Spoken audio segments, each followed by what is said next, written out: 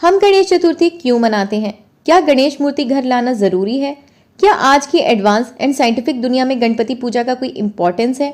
आज मुझे आपको इस फेमस फेस्टिवल के बारे में बताना है। आज हम रिलीजियस पॉइंट ऑफ व्यू पर कम और साइंटिफिक पॉइंट पर ज्यादा बात करेंगे। नंबर 1, हम गणेश चतुर्थी या विनायक चतुर्थी क्यों मनाते हैं? हम गणेश चतुर्थी बहुत धूमधाम से मनाते हैं, लेकिन क्या इस फेस्टिवल के पीछे कोई रीजन है? तो चलिए इन रीजन को जानते हैं। तो ऐसी मान्यता है कि इस दिन भगवान गणेश जी का जन्म हुआ था। इस खुशी में पूरे देश में धूमधाम से गणेश चतुर्थी का फेस्टिवल मनाया जाता है। इस दिन गणेश जी की पूजा होती है, जिसके बाद मोदक का भोग लगाकर लोगों में प्रसाद के रूप में बांटा जाता है। लेकिन हम गणपति पूजा में मोदक ही क्यों बनाते हैं? तो आप कहोगे क्योंकि मोदक शुरू से चलता आ रहा है और यह डिलीशियस भी होता है। लेकिन क्या आपको पता है कि मोदक बहुत हेल्दी भी होता है, जिसमें 2 सुपर हेल्दी इंग्रेडिएंट्स का इस्तेमाल होता है, कोकोनट एंड जैगरी, जिसे गुड़ भी कहते हैं।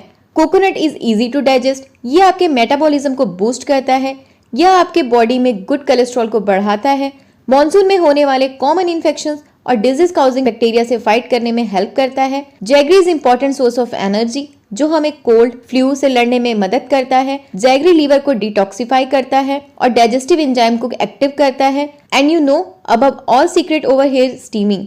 Steaming retains 90% of the antioxidants.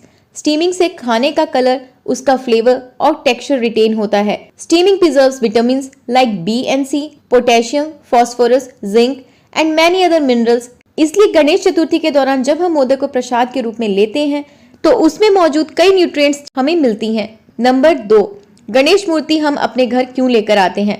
क्योंकि भगवान गणेशा हमारे एनवायरनमेंट को प्यूरिफाई करते हैं, सभी बाधाओं का निवारण करते हैं, घर में सुख, समृद्धि और वैभव लाते हैं। इंडिया एक एग्रीकल्चर कंट्री है जो नेचुरली हमारा सक्सेस और फेलियर नेचर पर डिपेंड करता है, नदी और बारिश पर निर्भर करता है। तो नेचुरली अगर नदी और तालाब का पानी साफ होगा और एक सही लेवल पर मेंटेन होगा तो उससे सभी को फायदा होगा।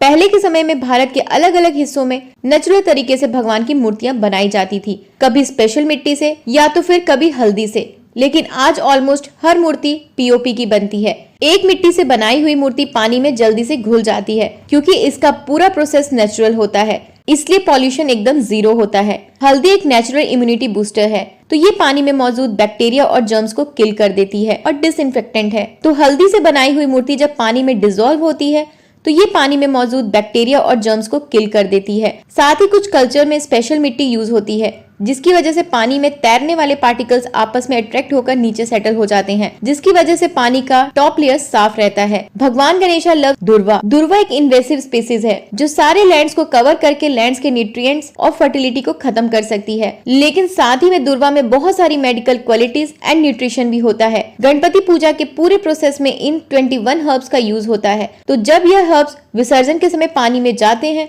तो ये पानी को डिसइंफेक्ट और वाटर क्वालिटी को इम्प्रूव करने का काम करते हैं। यही तो विसर्जन का असली रीजन है। नंबर 3, क्या आज हम जिस तरीके से गणेश चतुर्थी सेलिब्रेट करते हैं वो रेलिवेंट है? भगवान गणेश को बुद्धि के देवता कहा जाता है, the god with an elephant's head. Elephant smart और इंटेलिजेंट होते हैं, ये सभी जानते हैं और साइंस ने इसे प्रूव भी किया है।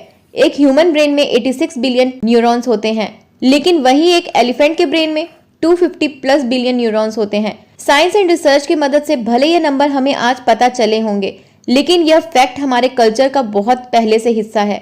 यह सब जानते हैं कि हम एक दिन आए हैं और एक दिन चले भी जाएंगे। स्थापना और विसर्जन से यह संदेश दिया जाता है कि इस दुनिया में कुछ भी अटल नहीं है, हर किसी को एक न एक दिन जल व जमीन में समाना ही होता है।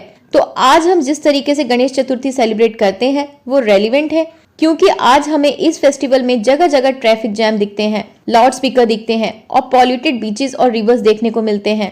फेस्टिवल में आज हम जो छोटी छोटी चीजें करते हैं उसके पीछे के कारणों का पता नहीं लगा पाते हैं, या फिर कह सके कि हम अपने फेस्टिवल के पीछे साइंस और रीजंस का पता ही नहीं करना चाहते, क्योंकि हम इसकी बात नहीं करते। हमारे फेस्टिवल्स के पीछे जो रीजन है उसे फिगर आउट करना, उसे ढूंढना काफी जरूरी है। और बात जब ट्रेडिशन की आती है तो हमें बचपन से सिखाया गया है कि ज्यादा सवाल मत पूछो, और यही हमारे प्रोग्रेस का सबसे बड़ा रुकावट बन गया है। तो हमें क्या करना चाहिए? तो हमें इस रुकावट को दूर करना है। अगर कोई आपसे सवाल करता है तो उस सवाल को इग्नोर मत कीजिए, उसे छोटा मत समझिए, कोशिश कीजिए उस क्वेश्चन का आंसर देने का। कहते हैं ना, भगवान गणेश बुद्धि के देवता हैं, तो take it as a challenge. आपको आपके कल्चर के बारे में जो चीजें समझ में नहीं आती उन्हें समझने की कोशिश कीजिए, क्योंकि जब हम वैलिड सवाल पूछते हैं और ये समझते हैं कि ये फेस्टिवल एक्चुअली एक प्यूरिफिकेशन का फेस्टिवल है, तो मूर्ति पीओपी की होनी चाहिए या इको फ्रेंडली, फिर इसमें कोई कंफ्यूजन नहीं रहता, क्योंकि आपको इस फेस्टिवल का एक्चुअल मीनिंग पता होता है। अगर आप इस वीडियो के रीजन से एग्री करते हैं तो इस वीडियो को जितना हो सके उतना शेयर कीजिए, ताकि लोग हमारे फेस्टिवल के एक्चुअल मीनिंग को समझ सकें कि सिर्फ टेस्ट के लिए नहीं,